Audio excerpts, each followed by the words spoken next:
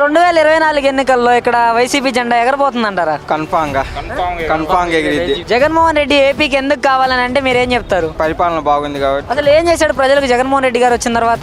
ఏం చేసావు చాలా ఉన్నాయి. అమ్మఒడి, విద్యా దీవెన, వసతి దీవెన చాలా ఉన్నాయి. ఇక ఆరోగ్యశ్రీ. స్టూడెంట్స్ లైఫ్ స్పాయిల్ చేశారు జగన్మోహన్ రెడ్డి గారు అధికారంలోకి వచ్చిన తర్వాత అని పవన్ కళ్యాణ్ చెప్తున్నాడు కదా. అవన్నీ అవుతుంది. పోయి సినిమాలు తీసుకోకుండా ఈడేం పని వాడికి రాజకీయం అని చెప్పు.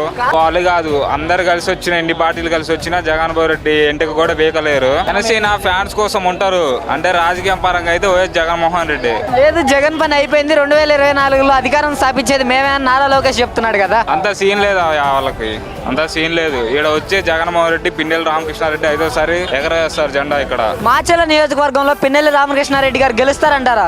గెలుస్తారు, ఖచ్చితంగా పక్కా గెలిచేది అదే. ఆయన అధికారంలోకి వచ్చిన తర్వాత డెవలప్మెంట్ జరిగిందా అసలు మాచర్లకి? డెవలప్మెంట్ జరిగింది, రోడ్లు వేసారు, అందరికి మంచిగా జరిగినాయి అన్ని.